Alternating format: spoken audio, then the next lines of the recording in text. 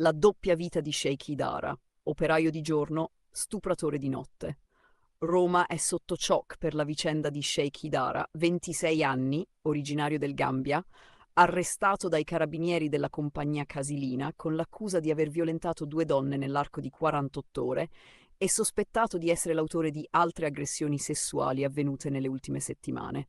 Dal lavoro al cantiere alla droga al quarticciolo. Di giorno un manovale assunto a tempo determinato da una ditta di Guidonia, di notte un abituale cliente dei pusher del quarticciolo, dove acquistava crack e cocaina, prima di aggirarsi in stato alterato alla ricerca di vittime. Haidara, arrivato in Italia come minore migrante nel 2016 e titolare dal 2024 di un permesso di soggiorno per motivi umanitari, conduceva una doppia vita che si è interrotta con il suo fermo e il trasferimento a Regina Coeli, dove si trova ora in isolamento per timore di ritorsioni da parte di altri detenuti. Le due aggressioni, sessantenne e 44enne.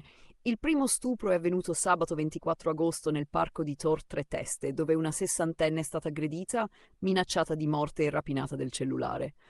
La vittima, sconvolta ma decisa, ha fornito elementi utili per la caccia all'uomo, riconoscendo in seguito l'aggressore in caserma. 2 giorni dopo, all'alba il 26 agosto, una seconda donna, 44 anni, è stata sorpresa mentre attendeva l'autobus su via Prenestina. L'uomo le si è avvicinato con la scusa di chiedere una sigaretta, per poi trascinarla in un vicolo e violentarla su un cumulo di rifiuti. Anche lei lo ha riconosciuto senza esitazione durante un riconoscimento fotografico effettuato in ospedale dove si era recata dopo l'aggressione. La caccia e l'arresto. Individuare Haidara non è stato semplice. I carabinieri disponevano solo della descrizione degli abiti e del cellulare sottratto alla prima vittima, ritrovato spento alla stazione Termini. Un lavoro minuzioso di analisi dei filmati delle telecamere di sorveglianza ha consentito agli investigatori di ricostruire i suoi spostamenti, riconoscendolo anche per la caratteristica camminata zoppicante. Catturarlo non è stato facile, ha spiegato il maggiore Andrea Quattrocchi, comandante della compagnia Casilina, ma alla fine una pattuglia lo ha riconosciuto proprio per l'andatura. Poche ore prima aveva compiuto la seconda violenza. Le prove e il rischio di altre vittime.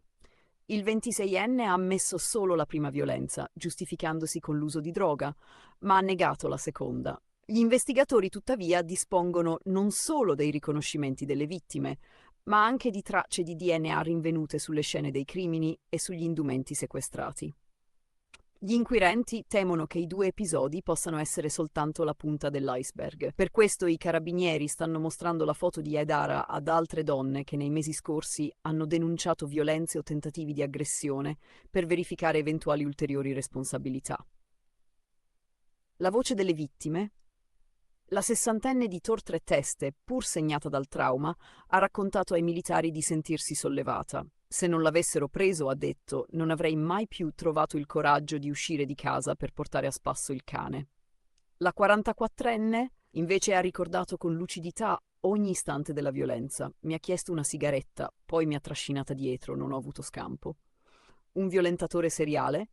Ora Haidara attende la convalida dell'arresto. La sua posizione è pesantissima. Le testimonianze, i filmati, le prove genetiche. Resta da capire se dietro le due aggressioni confermate si nasconda un predatore seriale che per settimane ha terrorizzato le strade della periferia est di Roma. Nel frattempo, le vittime cercano di ricostruire una normalità spezzata dalla violenza.